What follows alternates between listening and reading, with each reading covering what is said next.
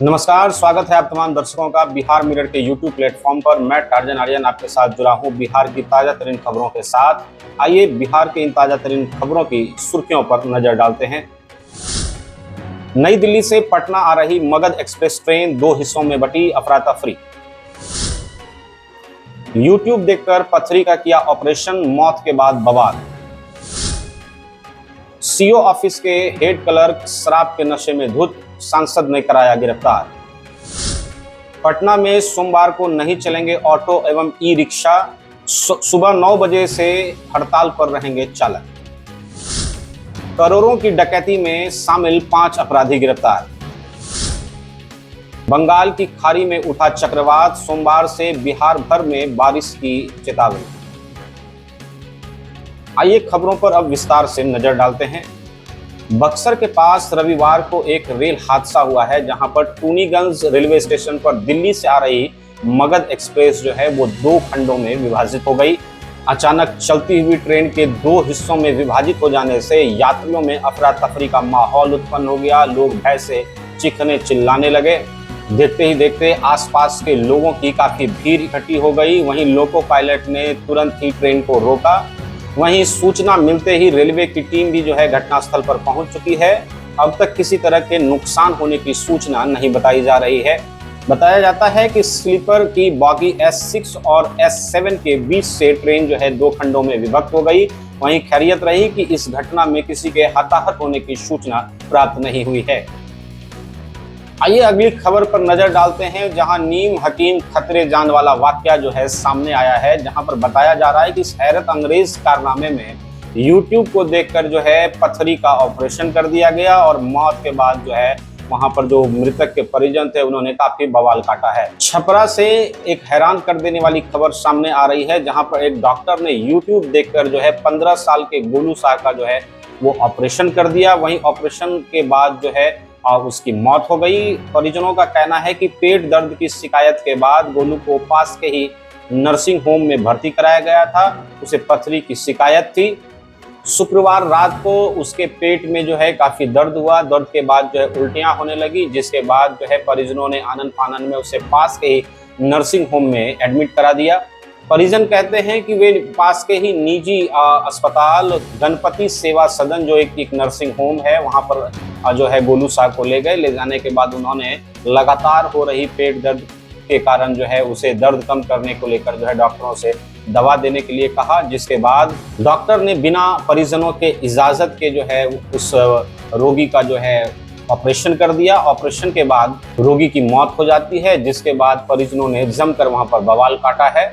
घटना के संदर्भ में विस्तृत रूप से जानकारी देते हुए बताया जा रहा है कि हैरान करने वाली बात यह है कि YouTube पर देखकर डॉक्टर ने जो है ऑपरेशन की प्रक्रिया कर डाली और पूरी घटना चर्चा में आने के बाद अब प्रशासनिक जांच पड़ताल शुरू हो गई है। अगर इस तरीके से देखा जाए तो स्वास्थ्य महकमे की बात जहां तक आ रही है, लगभग पूरे बिहार में जो है कई तरीके के अवैध रूप से निजी नर्सिंग होम का संचालन जो है बिना किसी मानक के और बिना किसी डिग्री के लगातार धड़ल्ले से जारी है। इन अवैध नर्सिंग होम साथ ही साथ पैथोलॉजी जांच घर तथा एक्सरे की जो संख्याओं में बढ़ोतरी होने के कारण जो है अक्सर इस तरह की घटनाएं घटित होती रहती है, जिसके बाद जो है एक आम लोगों को जो है अपने जान से हाथ धोना पड़ता है, जिसको लेकर जो है अक्सर ये चीजें जो ये दुर्घटनाएं हैं वो सुर्खियों में आते रहे हैं, जिस पर अभी भी प्रशासनिक लोग मौन दिख रहे हैं।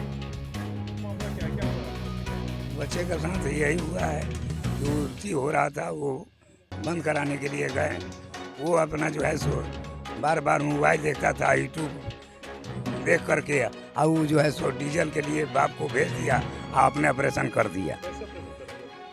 मोबाइल देख करके ही ऑपरेशन किया है। बिहार में शराबबंदी के कानून का माखौल उड़ाते हुए जहां पर सीओ ऑफिस के हेड क्लर्क को शराब के नशे में धुत पाया गया, जिसे माननीय सांसद के द्वारा जो है गिरफ्तार किया गया।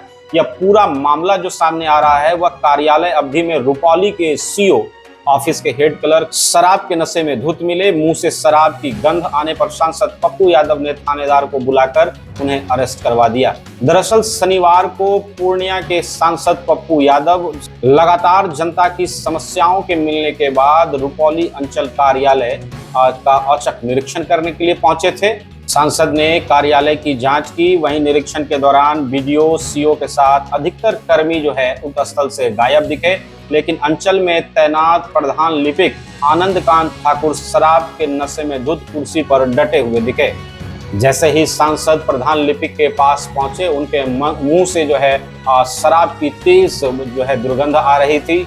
इस दौरान सांसद ने प्रधान लिपिक से बात करने के बजाय सीधे तौर पर रुपौली के थानेदार को फोन लगाया और फोन लगाने के बाद मौके पर थाना अध्यक्ष उदय कुमार ने प्रधान लिपिक को जो है मद्य निषेध अधिनियम कानून के तहत ब्रीथ एनालाइजर टेस्ट के बाद जो है उसे गिरफ्तार कर लिया।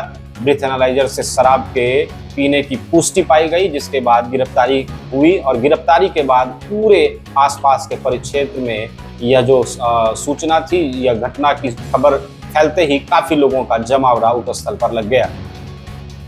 अगली खबर सूबे के राजधानी से, जहां पर बताया जा रहा है कि पटना में जितने भी कैब चालक हैं, ई रिक्शा ड्राइवर हैं, ऑटो चालक हैं, वो सोमवार की सुबह 9 बजे से धरने पर बैठेंगे। पूरा जो है चालक जो उनके जितने भी चालक हैं वो हड़ताल पर रहेंगे। All India road transport worker association की ओर से जो है यह हड़ताल की घोषणा की गई है, जिस सुबह 9 बजे टाटा पार्क में सभी चालक इकट्ठा होंगे और वहां पर जो है वे लोग जो है धरना प्रदर्शन पे बैठेंगे। बताया जाता है कि यहीं से पैदल मार्च करते हुए वे गर्दनी बाग धरना स्थल तक जाएंगे और जिसके बाद रूट परमिट और कलर कोडिंग के खिलाफ प्रदर्शन करेंगे। हालांकि शनिवार की देर रात लोकल मोर्चा ने इस हड़ताल से अपने आप को अलग कर लिया है। उन्होंने बताया कि इस धरना प्रदर्शन से उनका कोई वास्ता नहीं है।